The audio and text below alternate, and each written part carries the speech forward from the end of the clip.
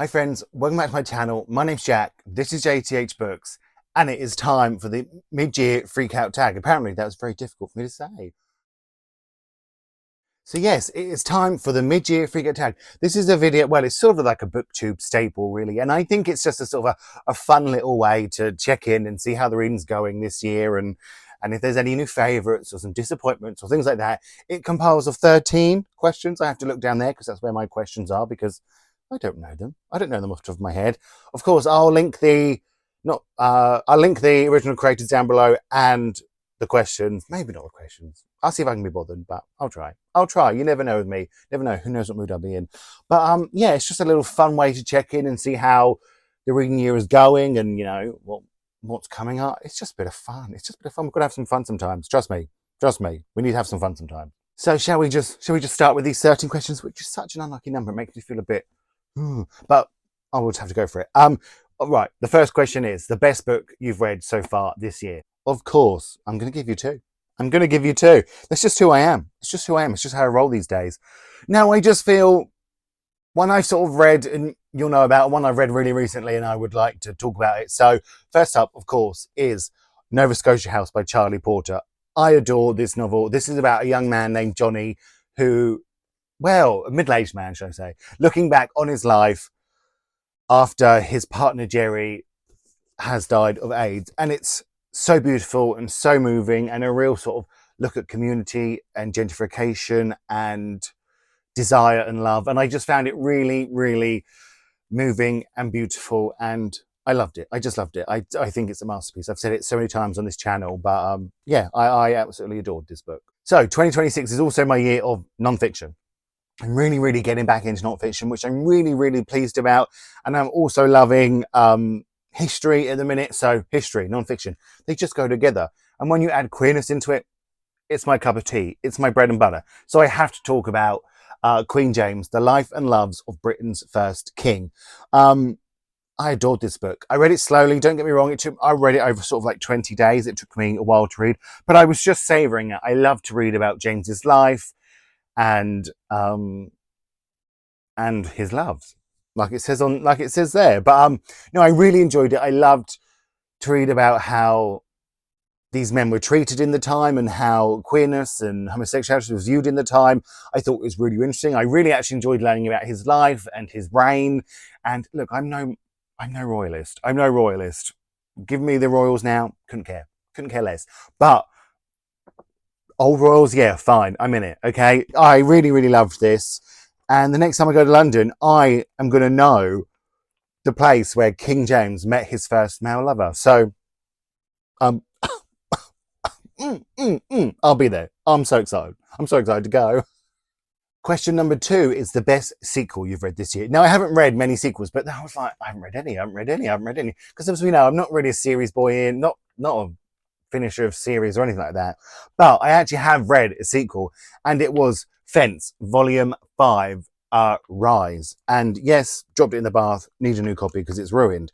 But I'm really, really enjoying this. I don't know if you'd call it a comic book or a graphic novel series. A graphic novel for teens. Well, I'm past that age demographic.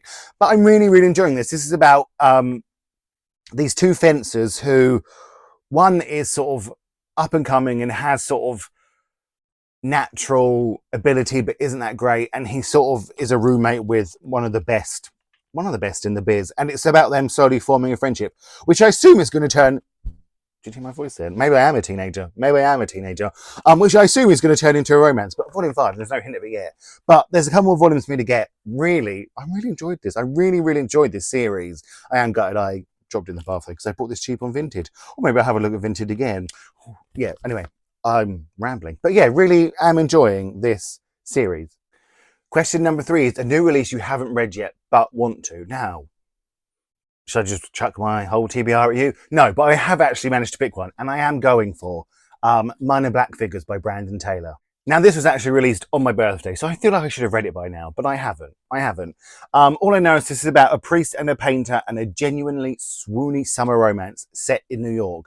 I really enjoy Brandon Taylor. His short story collection, Filthy Animals, was my favourite books of the year last year. So I have really, really high hopes for this. It's his latest release. I just need to get on it. I just need to get on it. I really, really do. Question number 4 is the most anticipated release for the second half of the year. Now, again, because I'm me, I'm going to give you 2.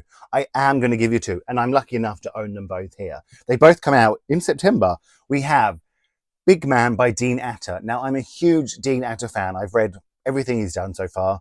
And this is his first foray into adult novels. He's written sort of poetry collections or a memoir or young adult novels, but this is his first adult novel. And I'm really, really excited for this one. Another one of my most anticipated books for the second half of the year is The Disappearers by Marlon James. I know, I'm very, very lucky to have this. It comes out in September here in the UK. And all I know about this one is about a group of openly queer gay men putting on a play. That's all I know. But I'm really desperate to read this, but I'm also thinking it could be on the book along list. Could it be on the book along list? Which releases actually in just a few weeks now, so we haven't got long to wait. Because, of course, I will be reading the long list. You've heard it here first. I will be reading and vlogging the long list like I did last year, and I'm really, really excited. But I think this could be on it, so we'll save it just in case. And if not, who knows? But I'm excited for it. Question number 5 is biggest disappointment of the year, and I have to go for Queer by William S. Burroughs. Maybe I just had some preconceived notions of what this book was going to be about. There are parts of it that I think are great, but there's a lot of it that I didn't like. You have an unlikable main character. You have him saying things that we certainly wouldn't say.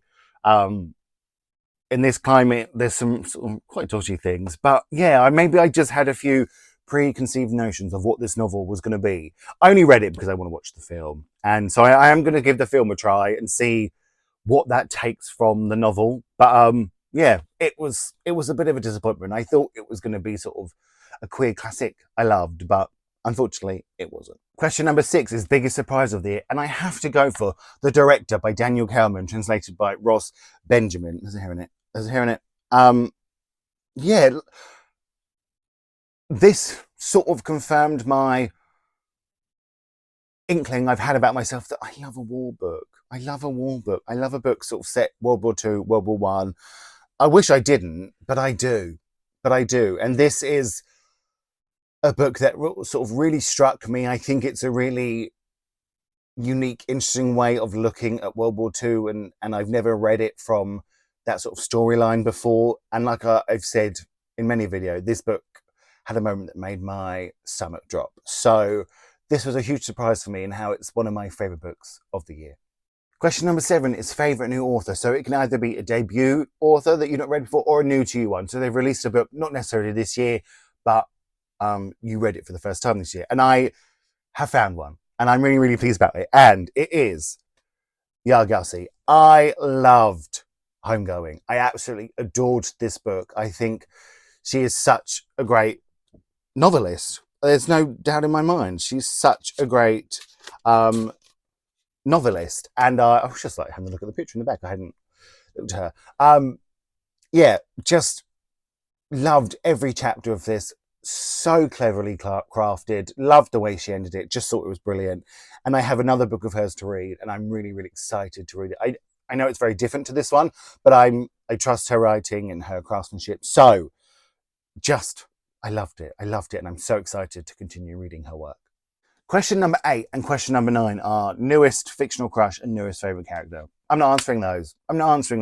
I don't have them, you know. One, I'm 34 years old. 30 of us, I can't have a crush on a fictional character. I can't even find a crush in real life, let alone a book. Do you know what I'm saying? I want a man in real life to have a crush on. I want him standing in front of me, telling him he loves me, and I'll say, yeah, I have a crush on you. Okay, that's what I want. Okay. Right, so question number 10 is a book that made you cry. And we are going for Nova Scotia House by Charlie Porter. Yes, this has already been on the list for question 1. Yes, I was holding up a hardback copy. This is now a paperback copy. I'm just giving you variety because it's the same book. I'm trying to give you a different edition because I'm talking about the same book. But no book has made me cry like this book this year. So genuinely moving. It's descriptions of love and loss and grief. Really, really beautiful. Like I said, I've mentioned many times, the writing style on this one is not going to be for everyone. It's certainly got its own style, but I just loved it. But really genuinely moving. Well, if you watched the vlog, you saw me crying over it. You saw me crying. So yeah, this book really did make me cry. Question number 11 is a book that made you happy. And I'm going to go for Buckeye by Patrick Ryan. This is a book that does deal with incredibly hard things. It's another war book. It's another war book.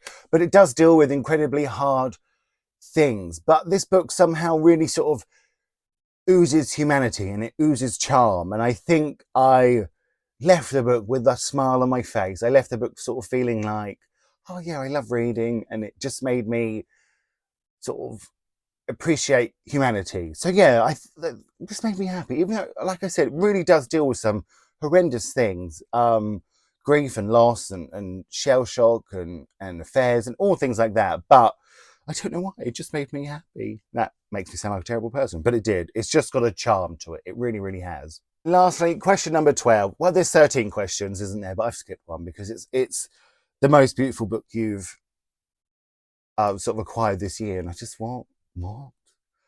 I assume it's talking about like the cover, but I can't be bothered to do that because, you know, I'm not like a special edition collector. I should imagine if people collect special editions, they can really answer that question well, but I'm not here. I'm not here for that. So question number 13, which is now question number 12, is what books do you need to read before the end of the year? Hello, my entire TBR. My TBR is over 400 books. My aim for the year is to get that down below 400 for the end of the year, but I cannot stop buying books. I can't stop buying books. Can't stop buying books.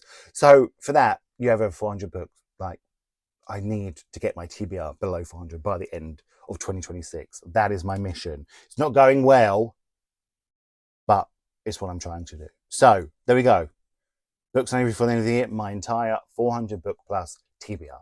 So there we have it. There's my mid-year freak out tag. I hope you enjoyed it. Feel free to like this video. Liking it will really help. I'd really appreciate it. But let me know what your favorite book of the year is. Let me know what your biggest disappointment is. Let me know what book you're excited for the second half of the year. Just have a chat to me in the comments. As I always say, it's my absolute favorite thing. I just hit the books and knocked them over. It's my favorite thing to talk to you all. I really love it. So yeah, feel free to give it a like, subscribe if you want to. And I'm going to speak to you all really soon.